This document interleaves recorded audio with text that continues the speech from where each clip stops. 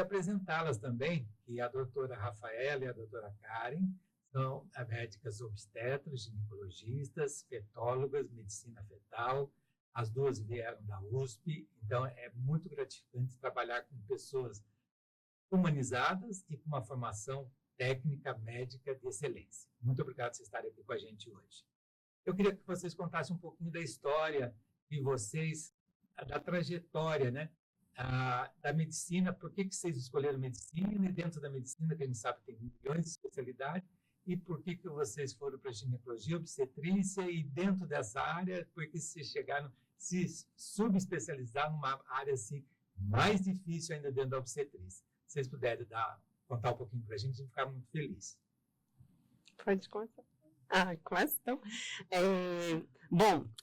Eu cheguei assim até a véspera do vestibular na dúvida, né, se faria medicina, mas então a escolha pela medicina não foi fácil. Porém, quando eu entrei no curso, eu já tinha uma noção de que a obstetrícia ia me pegar, assim, como especialidade. Só confirmei durante o curso, né, que eu gostava de procedimentos cirúrgicos, gostava da parte clínica, gostava muito que as cirurgias da ginecologia e obstetrícia eram cirurgias, assim, de moderado porte, em que não envolviam tantas horas, né, de centro cirúrgico. Mas a obstetrícia, assim, ela tá na minha raiz, né?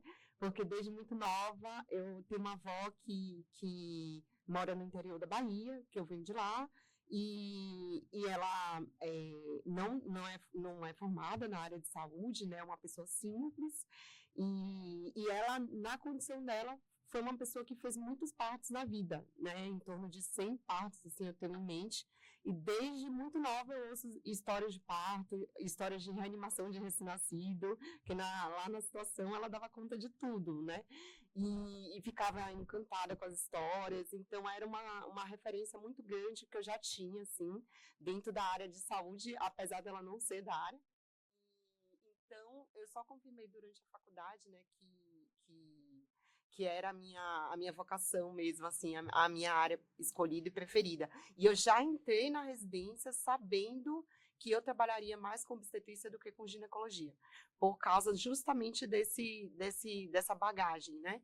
E isso se confirmou na residência, e a partir daí é que a gente traça, né, o caminho subsequente, né? Então, optei por uma subespecialidade dentro da obstetrícia, vi que medicina fetal, a gente lidava muito com obstetrícia de alto risco, e também com imagem, né, que me encantava. A gente aprende a fazer na medicina fetal os ultrassons morfológicos, obstétricos, e acaba lidando muito com obstetrícia de alto risco, porque as pacientes que mais fazem ultrassom são aquelas que precisam de maior vigilância, inclusive na ultrassonografia, são aquelas que já têm comorbidades e que têm alterações ultrassonográficas ou clínicas. Então, a gente acaba tendo esse dia a dia aí, né, dentro da medicina fetal, que é uma subespecialidade da obstetrícia, a gente acaba tendo esse contato muito grande com a obstetrícia de alto risco. Legal. Que bela história, hein? Parabéns, né? Acho que estava no seu gen lá da sua avó, né? O genzinho lá, de ginecologia obstetrícia. Você tem mais irmãos, parentes que também são ginecologistas obstetras? Não. Inclusive, eu sou a primeira médica da família. Nossa, então, assim, foi liberdade total de escolha, não foi influência de ninguém.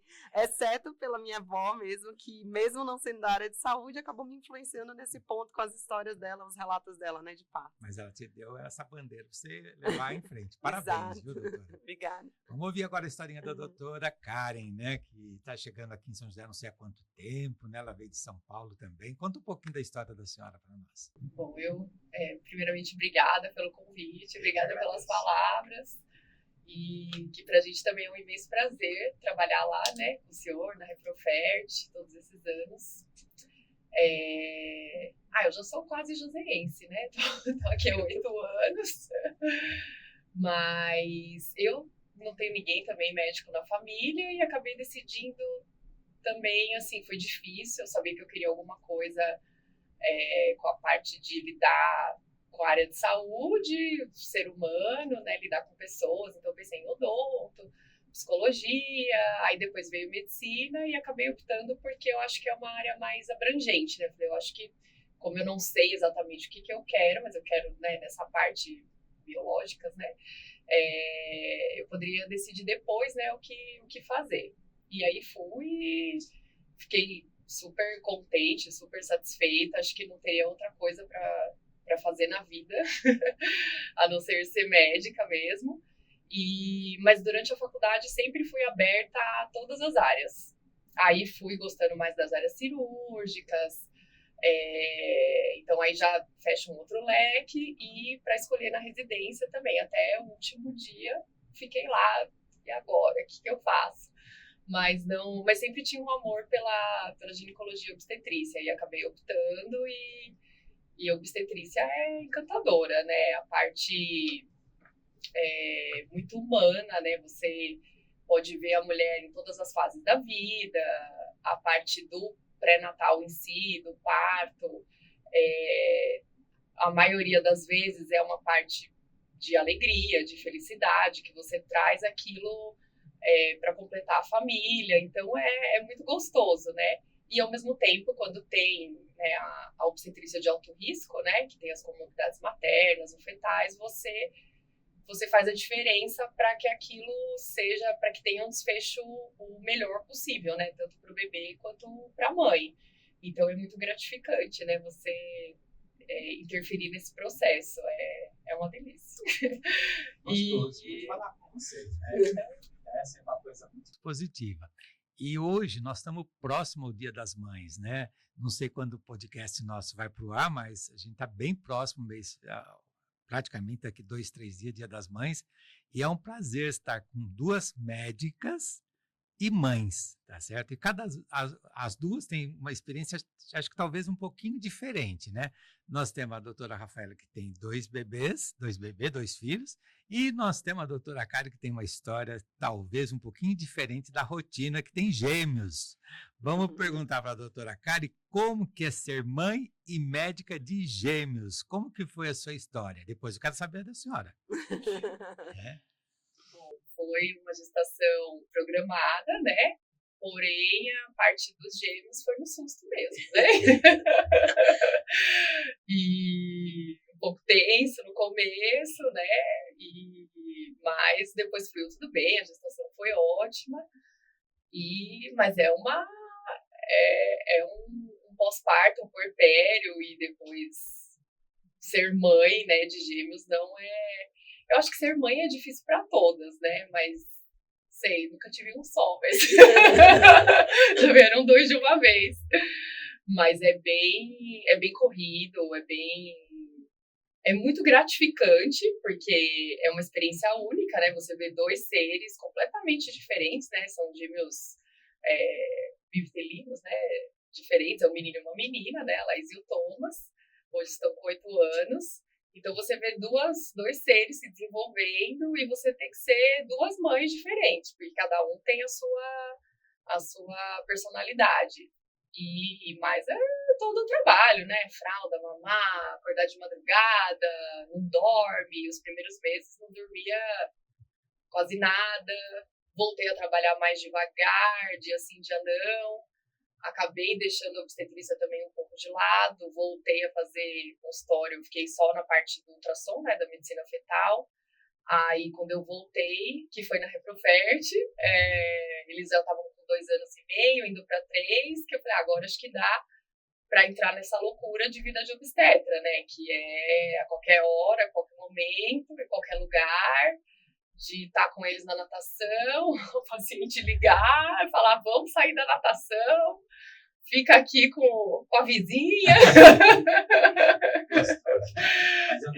É um desafio que, assim, a gente vai se virando, né? Tem que ter uma rede de apoio, né? Marido, funcionária. Minha mãe não mora aqui, mas mesmo estando em Itu, vira e mexe, me dá apoio, me dá ajuda, amigos. Então, é uma correria, mas é muito bonito, né?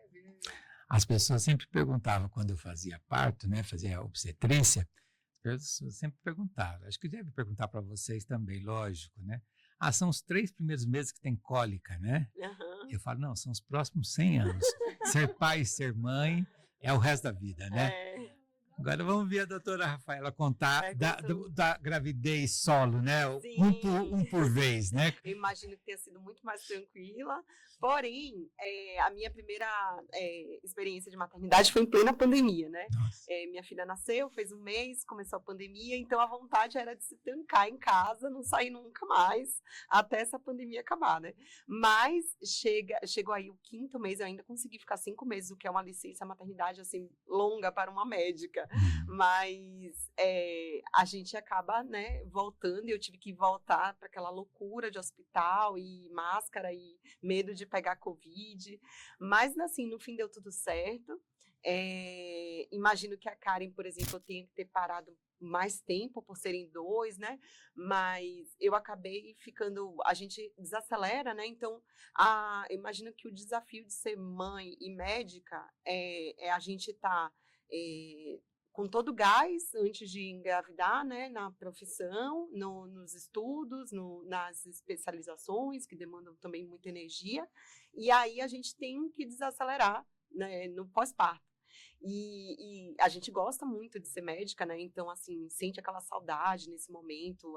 É um pouco até angustiante, assim, a falta de contato com o paciente, a falta de atendimento.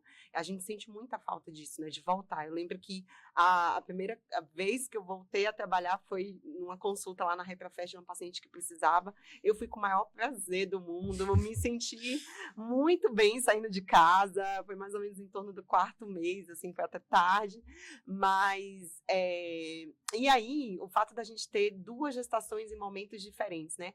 Aí, quando tudo tá alinhado, né? Você já tem uma rede de apoio estabelecida, marido cuida, funcionária para cuidar, escola, a gente engravida de novo. Aí engravida de novo, aí desacelera de novo. No segundo eu desacelerei menos, né? Então voltei mais rápido, com 2 meses e meio de licença. Mas querendo ou não, a gente desacelera, retorna, volta a dar aquela guinada de novo. Então é um desafio porque a gente queria ser uma constante, né? E só crescendo em popularidade, em atendimento, em especializações.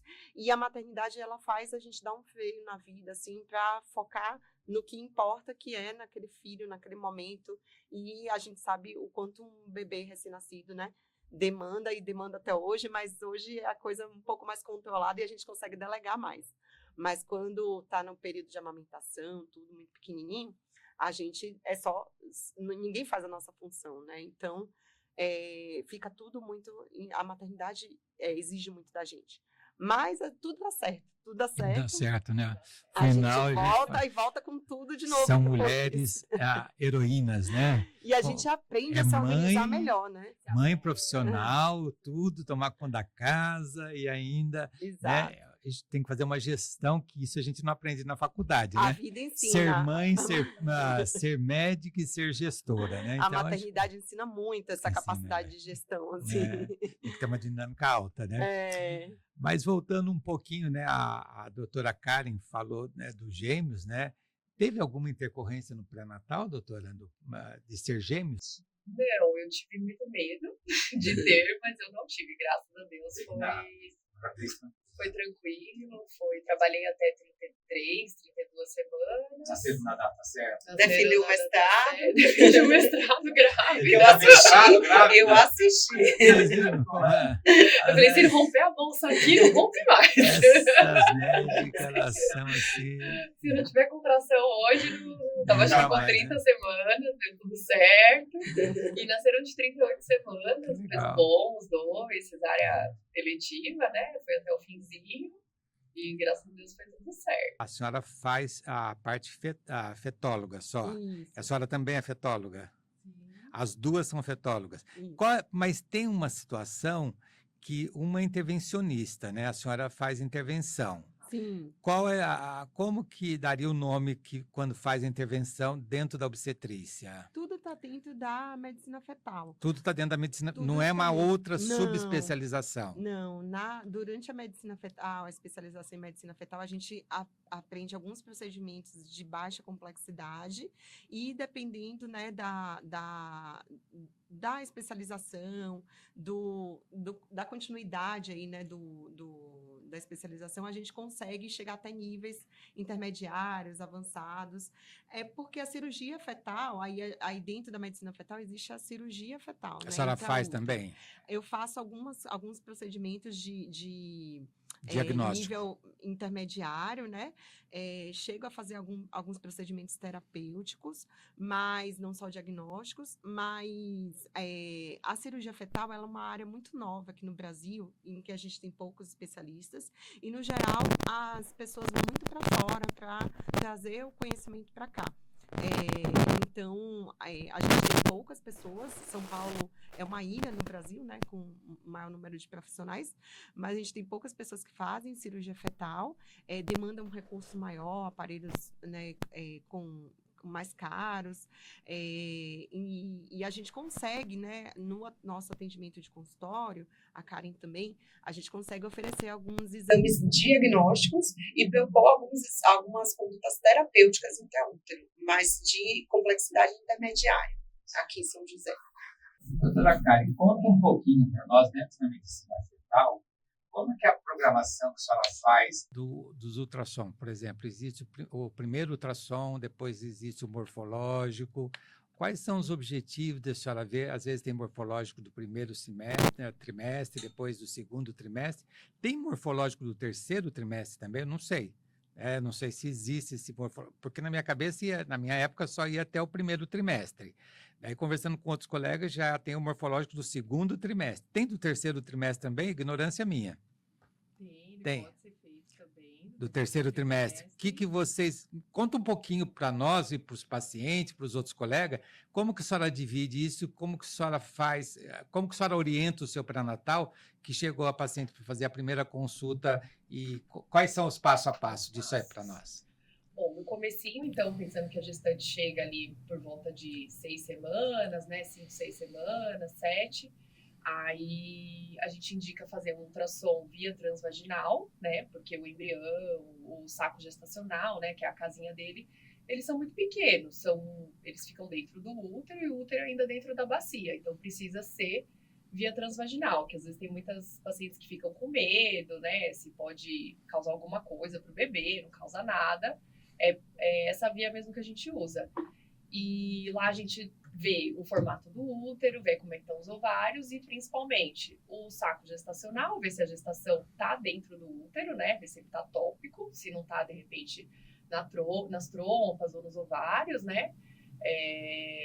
Ver o número, né, de bebês, dependendo da idade, a gente já consegue afirmar, né? Um bebê, 2, às vezes 3, né?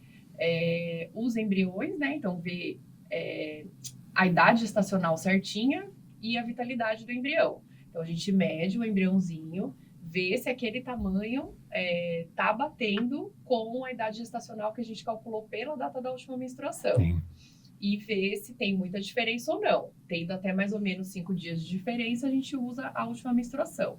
Passou disso, a gente usa a mesma datação pelo tamanho do embrião. Avalia também a vesícula vitelínica, que é o que nutre o embrião ali no comecinho antes da placenta.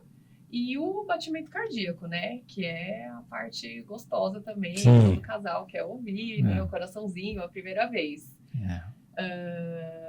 Esse o transvaginal, né? O da gestação inicial. Pode ser repetido ou não, né? Dependendo do que a gente avalia. Repetir com mais ou menos lá por volta de 9 semanas. Vai depender de cada caso, né? Sim. Depois disso, no final do primeiro trimestre, tem o morfológico do primeiro trimestre, que a gente vai avaliar a parte estrutural do bebê, né? Então, os membros, as mãos, polo cefálico, já consegue excluir algumas doenças graves, né? Que, não tem, o bebê tá lindo, e isso não vai aparecer depois. E também avaliar o risco desse bebê ter ou não, principalmente cromossomopatias, né? Que a mais comum é a síndrome de Down, né? E a gente também calcula esse risco para a síndrome de Edwards-Hepattal, né? Que são as outras duas mais comuns. Avaliando o osso nasal e a translucência nucal. Não necessariamente seriam essas síndromes, mas a gente são marcadores que nos dão um sinal se ele é um bebê de alto ou baixo risco. Não dá nem que sim nem não, né? Não é certeza. E alguns outros marcadores. Certo. Aí depois tem ultrassom de mais ou menos 16 semanas que você consegue dar certeza do sexo, né? Uhum. Também já vê melhor algumas estruturas, por exemplo, a coluna, a gente consegue ver melhor, um pouco melhor do lábio, e até chegar no morfológico do segundo trimestre, que o bebê tá maior, não tá tão grande ainda, que depois quando ele fica muito grande a gente também não consegue avaliar algumas coisas, por exemplo, a posição dos pés, a coluna também vai ficando difícil, então a idade seria entre 20 e 24 semanas, né?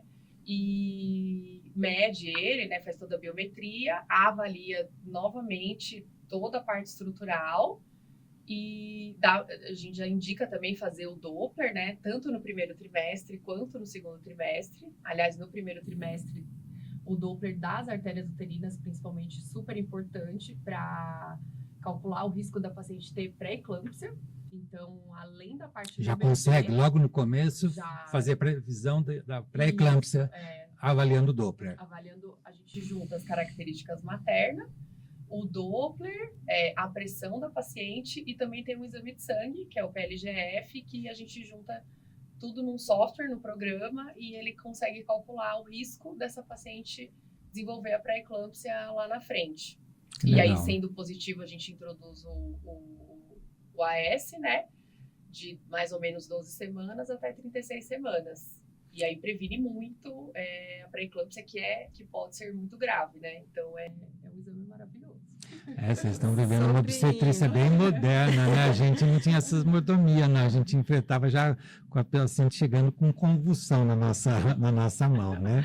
Sobre o morfológico de terceiro, a gente não costuma solicitar de rotina, mas a gente que faz medicina fetal, para nós, todo ultrassom obstétrico é uma oportunidade de fazer um morfológico. Então, a Karen mencionou o ultrassom de 16, que a gente já dá uma boa olhada na biometria com esse bebê maior, a gente olha quase tudo do morfológico de segundo já, com esse bebê com 16. E no terceiro trimestre, a gente não costuma solicitar no papel, realizar morfológico de terceiro trimestre. Mas toda paciente que vem pra gente, até as nossas também, a gente costuma olhar pelo menos o que eles deixam, né? Normalmente são os órgãos a parte interna da cabeça, inclusive a parte que nos revela se o bebê tem hidrocefalia ou não, os rins e o coração. Porque são órgãos que podem sofrer alterações, né? Apesar de morfológicos normais, eles podem ter alterações aí de terceiro trimestre. E se o bebê mostra mais alguma coisa, a gente está sempre mostrando o rosto, a gente verifica posicionamento de pé, porque existe o pé torto não congênito, mas o causado pela posição intraútero. Então, a gente acaba checando algumas estruturas, sim, não habitualmente solicitando como morfológico de terceiro, mas num ultrassom obstétrico com Doppler mesmo. Continua a gente checa perfil, né? a morfologia aí uma que ele sequência, mostra. Né? Isso. Eu queria que a senhora comentasse um pouquinho para a gente a relação, né? A doutora Karen falou sobre os morfológicos.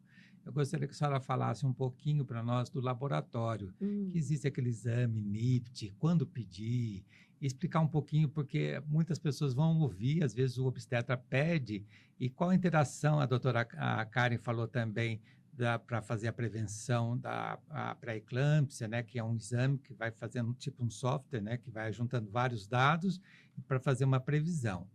O NIPT, que é um exame também de laboratório, eu gostaria que a senhora comentasse um pouquinho se ele soma, ele é necessário, não é? E quando que a senhora avalia para fazer alguma intervenção, né, que a senhora faz algumas intervenções tanto para diagnóstico e às vezes terapêuticas, ou a senhora contasse algum caso que a senhora já fez para a pessoa ficar mais próxima o quanto hoje em dia a medicina obstétrica tem evoluído em trazer em benefício para a criança, né? Às vezes colocar uma válvula, às vezes a parte pulmonar, que às vezes tem a genesia, ou tem algumas coisas do pulmão lá, que às vezes o pulmão não está expandindo, Sim. Ou na uretra posterior, parece que tem algumas coisas aí que a senhora deve saber milhões de vezes melhor que a gente. Se a senhora pudesse falar um pouquinho dessas intervenções, porque acho que os colegas, é importante em colegas que são mais generalistas, não tem tanta subespecialidade, é importante eles saberem, e até para os pacientes saberem, porque às vezes eles chegam com muito medo de fazer isso, e a senhora contar um pouquinho para nós da sua vivência. A gente tem, antes de realizar o morfológico de primeiro trimestre, algumas opções, né? Esses exames de sangue, eles vão ajudar a gente a melhorar a sensibilidade do teste, que a gente chama combinado, para síndrome e para pré-eclâmpsia. E aí, se a paciente vai fazer o morfológico em torno da 12ª semana, que é o período que a gente gosta de fazer, entre a 12ª e a 13ª, o ideal é que ela colha esses exames antes, para que a gente já tenha o resultado e consiga alimentar o software, porque eles vão, o conjunto de exames que a gente chama de bioquímica do primeiro trimestre, eles vão aumentar a sensibilidade do teste em torno de 5%. Então, a gente tem aí, somente o morfológico, as características maternas, a medida da pressão arterial, a gente tem uma sensibilidade em torno de 85%, 90%. Com a bioquímica do primeiro trimestre, a gente aumenta em 5%, vai para 90%, 95%. E aí, a gente solicita o quê de bioquímica? A gente pede para a paciente colher em torno da 11ª semana, demora em torno de uma semana para sair o resultado, e ela é composta por PAPI, que é um marcador, para aumentar a sensibilidade para as trissomias, né, que são as síndromes que a gente avalia no morfológico de primeiro, a fiação livre do beta-HCG, que é um valor bem mais baixo do que o beta-HCG quantitativo, que as pacientes costumam dosar de rotina aí no início da gestação, para saber se estão gestantes, e o PLGF. Então, o PAPI e a fração livre de beta-HCG, eles vão atuar no aumento da sensibilidade do teste para o risco de trissomias. E o PLGF no aumento de sensibilidade para o diagnóstico da parte da pré-eclâmpsia. Ver se a paciente vai ser alto risco, baixo risco, porque, como a Karen mencionou, a gente tem a prevenção para fazer. E o NIPT, onde é que ele entra nessa história toda? O NIPT, ele é um excelente exame para a gente saber o risco de síndrome de Down, principalmente.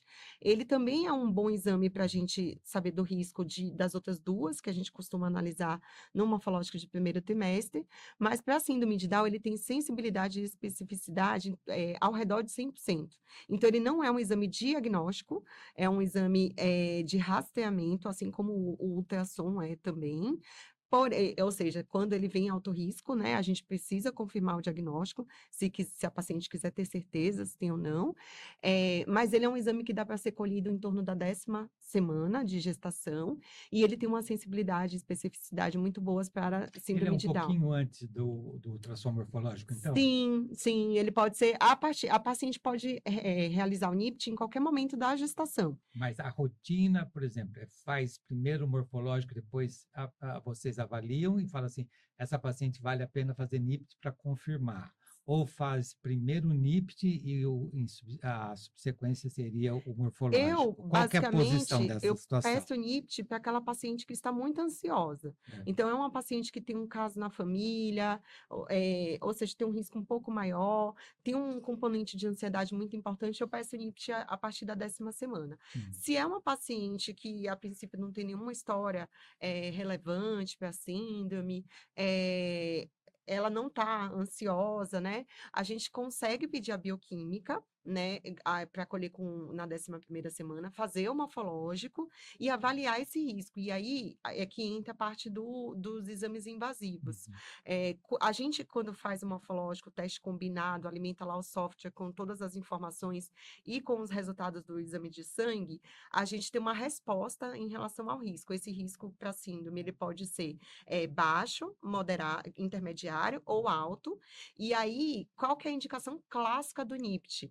A indicação clássica do NIPT, quando a paciente cai no risco intermediário, e aquela paciente que tem acima de 35 anos e um exame totalmente normal, tem grande chance de cair nesse risco intermediário, porque a idade puxa o risco para cima e o exame normal puxa o risco um pouco para baixo, mas fica ali no meio termo. Essa é uma indicação clássica do NIPT, que a gente solicita depois do morfológico, quando o risco vem intermediário, porque a indicação clássica do NIPT é reclassificar esse risco. O NIPT, ele vai vir ou alto risco ou baixo risco, ele não tem risco intermediário. Então, a gente solicita a indicação clássica nessa situação, quando o risco da paciente no teste combinado com ultrassom, com o morfológico de primeiro vem lá intermediário, para a gente reclassificar. uma paciente que tem baixo risco, ela não precisa fazer nenhum exame adicional, né? Então, fez o morfológico, com bioquímica ou sem bioquímica, veio lá um baixo risco, a gente não precisa pedir nenhum exame adicional depois desse resultado. A não ser que seja uma paciente que esteja ansiosa, tem história na família, quero saber, quero um teste que seja quase 100% de certeza, aí a gente pede o NIPT para ela também. E se vier um alto risco, a gente não tem indicação alto risco para síndrome de Down, por exemplo. A gente não tem indicação de pedir o NIPT, já que ele é um exame de rastreamento que vai nos responder que tem um alto risco de novo. Então, a gente tem indicação de partir para um exame de certeza, né, um exame diagnóstico, que é o exame invasivo, em que no período do primeiro trimestre a gente faz uma biópsia da placenta, manda o pedacinho, né, que a gente retira com biópsia através de uma agulha, que chega lá no útero, a gente manda um pedacinho dessa placenta para biópsia, o laboratório consegue separar o cariótipo do bebê, fazer a cultura ali das células e analisar o cariótipo e nos dar um resultado. Se esse bebê tem uma contagem de cromossomos normal, se tem uma contagem alterada, que é o caso da síndrome de Down. E se a paciente optar por fazer esse procedimento diagnóstico mais tarde, a gente faz através de amniocentese, em que a gente entra com uma agulha também no útero e, em vez de fazer a biópsia da placenta, a gente faz a coleta do líquido amniótico, que tem células fetais, essas células são cultivadas e tem um cariótipo analisado. Então, essa é a indicação de fazer o exame invasivo. E qual é o ponto de corte para ser baixo ou alto risco no ultrassom? Após fazer o morfológico, né? É o risco acima de 1 para 100. Então, deu acima de 1 para 100, tem indicação de fazer, não colher o NIPT, e sim fazer um teste invasivo, que é um diagnóstico de certeza. O NIPT ainda é mais um exame de rastreamento, que vai vir como resposta a alto risco, assim como o ultrassom já deu. Entendeu? Legal. E aí, quando a gente tem, né, algumas situações de doenças do feto, a gente consegue, em alguns casos, né, ter algumas propostas terapêuticas. Então, a minha experiência, ela está numa doença que, graças a Deus, ela está sendo cada vez mais rara, né, na obstetrícia, que é a aloimunização, né? Quando a paciente tem uma tipagem de sangue diferente da do bebê e acaba desenvolvendo anticorpos que atacam as hemácias do bebê e ele evolui com anemia. Então, no passado, a gente tinha bastante, né, dessa doença, e porque a gente não tinha prevenção, hoje a gente tem prevenção, e a gente tinha que tirar esse bebê com anemia prematuramente, porque a tendência era ele fazer anemia cada vez pior, né, intraútero, e precisar de transfusão, então a gente fazia o parto com ele prematuro mesmo, para receber transfusão aqui fora. Hoje, a gente tem a possibilidade de fazer transfusão intraútero. Então, a gente, através de uma agulha, cateteriza o cordão umbilical, pega a veia umbilical do cordão e transfere, dosa a hemoglobina, né, ali na hora, e faz um cálculo e transfere uma bolsa de sangue O negativo, com hemácias totalmente diferentes, lavadas, irradiadas, e aí a gente consegue fazer com que essa gestação continue, né, acontecendo, vigiando esse bebê, às vezes faz mais de uma transfusão, e ele consegue nascer em idades gestacionais cada vez mais tarde para que a gente consiga não ter tanta influência da prematuridade na vida dele.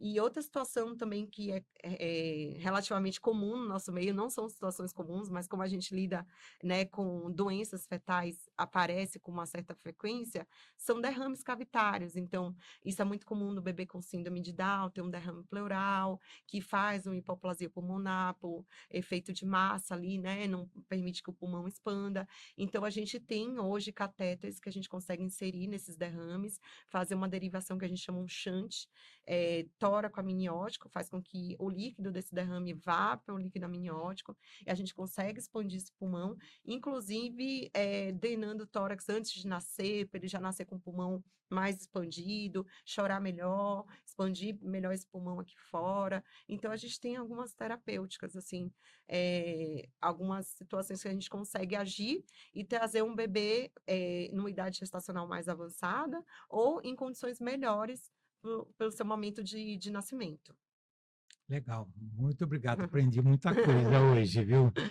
Muitas informações a gente saber que Bastante. existe toda essa cirurgia, né? tentando evitar os problemas que a gente vivia no passado, né? Hoje, então, com essa medicina, essa obstetrícia bem atual, né? Sim. Então, vocês conseguem resolver vários problemas dos casais e dos bebezinhos, né? Dando uma qualidade de vida, um pré-natal, né, sustentável, um parto melhor, uma criança nascendo com melhores condições, né? É muito legal ouvir tudo isso. Eu Sim. queria ouvir um pouquinho da doutora Karen, a incorporação do marido no pré-natal, o que que a senhora acha do parto humanizado? Falar um pouquinho de violência obstétrica, que eu, graças a Deus, eu não vivo esse momento de vocês aí, entendeu? Que a gente escuta, vê tanta coisa, eu falo, graças a Deus, eu não sou mais obstetra agora, porque parece que vocês devem trabalhar meio com um revólver na cabeça por toda essa situação.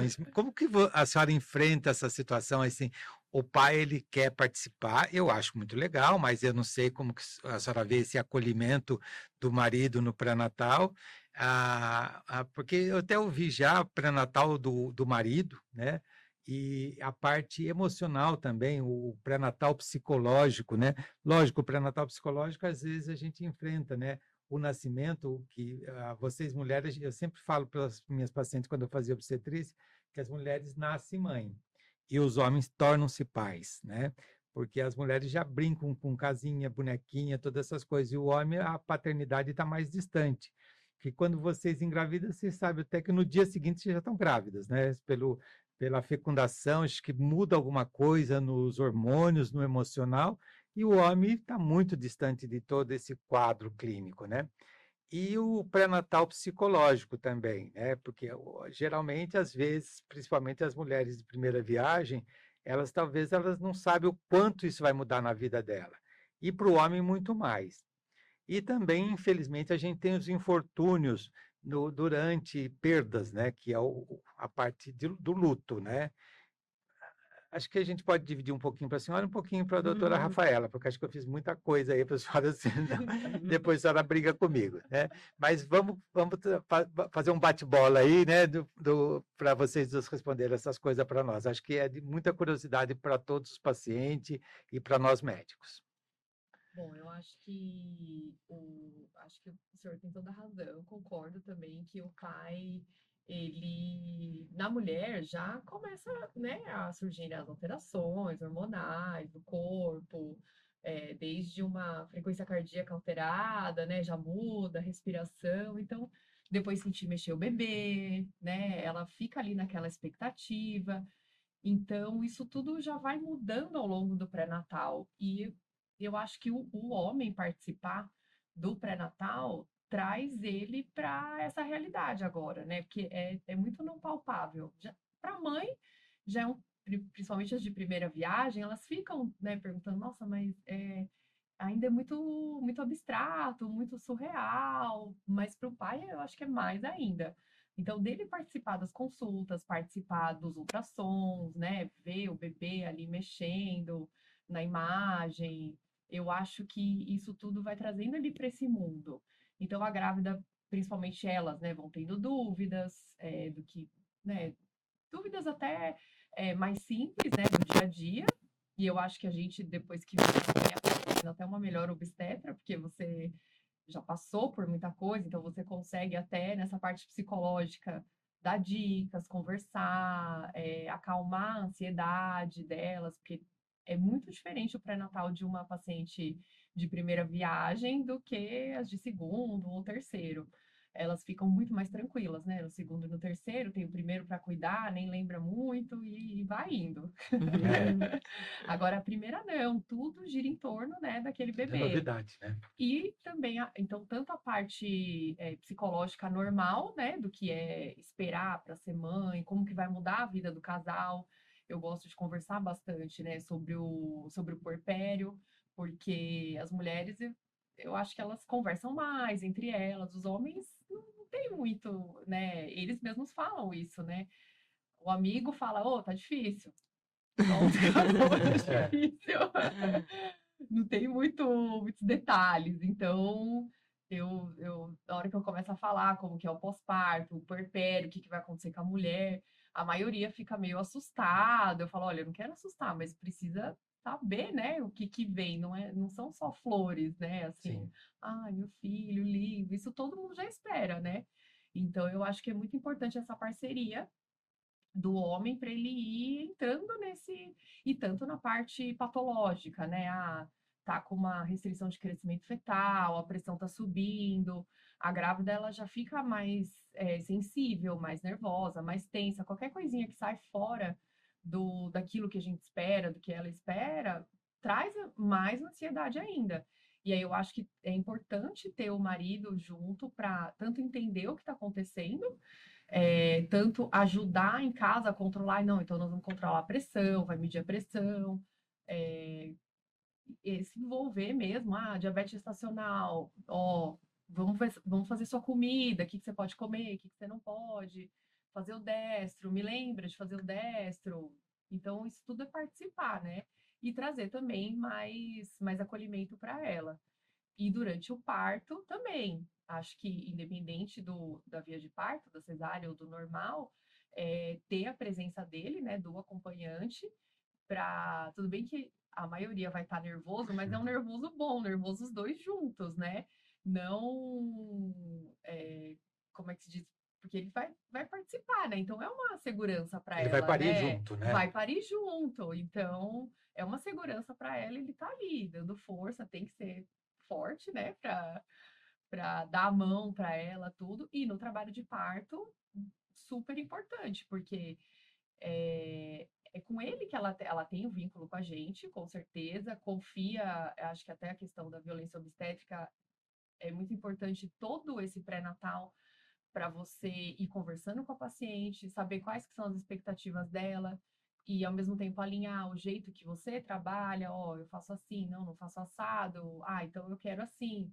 Ah, não, tem gente que faz diferente. Então eu acho que tem que estar super alinhado, porque na hora do parto mesmo é um momento de vulnerabilidade, né, para ela. Então, acho que é importante ela e o parceiro confiar no obstetra. Sim. Às vezes a paciente está lá morrendo de dor, quem vai decidir algumas coisas é o marido. Então, é com o marido que a gente vai conversar, acho melhor agora, sei lá, ir para bola, ou então ir para anestesia, não ir. E eles ajudam, né, muitas vezes a decidir isso.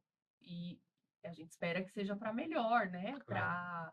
para acalmar, porque é alguém que ela confia, né? Então, e apoiar ela na decisão que ela teve de, não, então eu vou tentar o parto normal, ele vai estar lá junto, apoiar o que ela quer. Porque também, às vezes, se ele não apoia, também a gente percebe que dificulta um pouco, porque elas precisam desse apoio dele. É porque às vezes a Então, expectativa do homem, né? Eu já tive, né, há muito tempo atrás, né? O marido falava assim: eu quero que seja parto normal. E acompanhando a sala de parto, o bebê fez uma bradicardia muito intensa. E eu decidi que teria que fazer cesárea. E daí ele falou que não queria que fizesse. E eu insisti, coloquei para fazer cesárea. Lógico que sempre as minhas salas de parto, o marido sempre participou, só não participava se não queria. E daí ele percebeu que tinha uma circular muito apertada na hora que eu tirei o bebezinho, né? A gente sabe, né? Conforme ele vai descendo, o trabalho de parto vai diminuindo às vezes ter as intercorrências, né? Por isso que, né, isso que a senhora falou, né? Eu acho que essa parceria, porque a paciente, né, a grávida ali naquele momento, ela sabe que o marido vai defendê-la. Ela é tipo Sim, assim, o escudo dela ali, que ela fala assim, eu estou aqui, parece que eu estou sozinha, só eu e o médico, mas tem alguém que está ali, que é o mesmo bem meu para o nosso filho, para ela e né? para o bebê, né? Então eu acho que é tudo isso mesmo que a senhora falou, né? E essa parceria ali dá uma força para a Dá uma paciente força. e para nós, obstetra, né? A gente se sente mais seguro porque tem com quem dividir um momento que assim, é ímpar para a paciente, mas ela não está tanto em condições de refletir aquilo que é melhor para ela, e o marido vai ajudar, né? Sim. Muito E a legal. gente incentiva muito que as gestantes estudem, não só elas como os maridos, estudem, busquem informações, discutam tudo que puderem discutir nas consultas, porque justamente o trabalho de parto, por ser um momento vulnerável, né, em que intercorrências podem acontecer, a gente tem que mudar do plano A para o plano B, até quando eles estão mais informados, mais questionadores, quando foram questionadores no consultório, eh, devido à quantidade de informação que buscaram, né, é até mais fácil esse diálogo, quando a gente precisa ter ali na assistência, no trabalho de parto, eles já sabem o que pode dar errado. E se acontece, eles identificam isso também. Então fica mais fácil a gente também trabalhar assim. Então, às vezes, as pessoas veem como um desafio, né, aquele casal questionador, que as consultas de pré-natal perguntam muito, leem de tudo, mas isso é muito bom, porque isso prepara o terreno para o que vai acontecer, para um período de estresse que é para eles, para a gente também, porque a gente fica, né, o tempo todo em vigilância, e que a gente tenha um mínimo de discordância ali naquele momento, esteja tudo alinhado em plano de parto, né, já o que a Karen comentou, já discutido em consultório, como eu faço, como eles querem, e chegar a um denominador comum de como vai ser o parto, né? E até porque se as intercorrências acontecerem, a gente conseguir conversar, eles conseguirem entender, porque eles já vinham de informações de possíveis intercorrências, e dá tudo certo, todo mundo sai feliz, e final feliz aí em relação ao bebê e à via de parto, mesmo quando é o plano A, mesmo quando é o plano B. Mais uma perguntinha para vocês, acho que eu vou colocar vocês, né, assim, uma pergunta para cada um. Ah, qual é a vivência ou a expectativa de vocês para um acompanhamento do pré-natal de um casal homoafetivo masculino, um casal homoafetivo feminino? Eu já tive a experiência de um casal homoafetivo de mulheres, né? Sim. E eu acho que Foi tranquilo. Foi tranquilo, a gente conversa as mesmas coisas, né? Do que pode acontecer, do que não pode, do parto, dos ultrassons, a parte psicológica também, delas também era a primeira gestação, então percebo que, principalmente da gestante, tinha as mesmas questões, né? De como que vai ser depois, como que não vai, e elas estavam bem unidas no propósito, queriam aquilo, aquele objetivo, né, de ter os filhos mesmo, eram gêmeos, e foi tudo ótimo, assim, eu achei muito Foi legal, tranquilo, né? foi legal. Foi uma Pacientes experiência muito legal, queridas. né? Que gostoso, Eu né? tive experiência também, né, com um casal homoafetivo feminino. Também acho que essa é uma realidade, né? Que bom que a gente consegue proporcionar para essas famílias, né? Elas realizarem o sonho de serem mães, pais, né? A gente ter esses modelos diferentes de família em que toda criança que vai ser bem cuidada é bem-vinda em O qualquer amor, né? família, né? O que a gente precisa é de amor, independente de gênero, de constituição familiar. E elas, foi um pré-natal bem tranquilo. Eu achei até um pouco mais fácil o pré-natal, o processo de pré-natal, parto, né? Considerando eu estar lidando com duas mulheres que têm muita consciência do que é o processo de gestação, apesar de ser a estreia delas, né? Eu acabei acompanhando elas, as duas, em duas gestações, em que uma engravidou, depois a outra engravidou, e apesar da primeira experiência delas como mães, elas entendiam muito bem todos os processos, por estar imersas nesse universo feminino, né? De gestação, de parto, de puerpério, justamente porque a mulher, né, ela tem uma noção mais rápida de maternidade do que o homem de Sim, paternidade. Então, eu achei até mais fácil esse processo, assim, conduzir, né? de conduzir o pré-natal, de conduzir o parto e o pós-parto. E não tenho experiência, né, com o casal homoafetivo masculino, nem o trans, mas eu acho que eu estou aberta a todo esse tipo de experiência, porque eu acho que eles estão mais no que no direito deles, e a gente tem que mais proporcionar Fazer o acolhimento, né? esse acolhimento e essa constituição familiar, já que a vontade existe, né? O propósito, o objetivo, eles querem cumprir, né? E já existe isso. Constituir a família, né, deles, Exatamente. né. A gente que trabalha na reprodução humana, às vezes nós somos procurados, né, e geralmente vem depois no registro das crianças, né, que às vezes elas perguntam, os casais perguntam para nós: "Como que eu vou registrar?". Vai registrar ou com 2 pais ou com 2 mães, é assim que e autorizado por lei, tá Hum, certo? A licença de gestante, se são 2 homens, casal homoafetivo masculino, um deles vai ter direito período como se fosse 2 mulheres, vai ter o período integral da licença maternidade, e o outro vai ter o direito só dos 5 dias, que é da parte masculina. Quando são casal homoafetivo feminino, uma delas vai ter o direito à licença maternidade e a outra vai ter o direito a apenas 5 dias, né. Lógico que eles podem, às vezes, por exemplo, vamos pegar um casal, homoafetivo feminino, que aquela pessoa que vai ter o direito aos 6 meses, ela, por exemplo, ela não trabalha e o outro trabalha, então é delegado para um deles. Então, de repente, o que trabalha, ele consegue os 6 meses e aquela que não trabalha fica com 5 dias. Então, daí fica as 2 juntas durante 6 meses cuidando do bebê.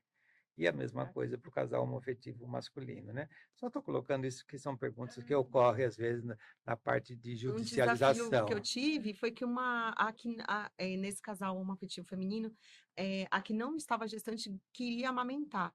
E Hum, aí existe um protocolo, inclusive, né, de estimular estimulação hormonal, que simula as condições gravídicas puerperais. E eu fui pesquisar isso, né, nesse meu primeiro caso, e existe esse protocolo, então existe até a possibilidade da pessoa que não gestou, né, amamentar, né. amamentar. É, é muito legal. Eu queria que vocês deixassem, se a gente passar o dia aqui, ainda mais com 2 profissionais de qualidade, de excelência, a gente ia ter um monte de perguntas. Tem a parte de imunização, o que que a gente faz com a dengue hoje, o que que a gente faz com o covid, quando que a gente procura, quando que toma as vacinas, se toma a vacina, se não toma, todas as coisas. Mas eu acho que eu já aproveitei muito do tempo das doutoras aqui hoje, né. Mas a gente vai marcar outros podcasts, espero contar com a presença de vocês, mas eu gostaria muito de ouvir a mensagem que vocês vão deixar para as mamães, para os papais, para as vovós, né? Dia das Mães, a parte da família. Quais são mensagens que vocês deixariam para essas famílias?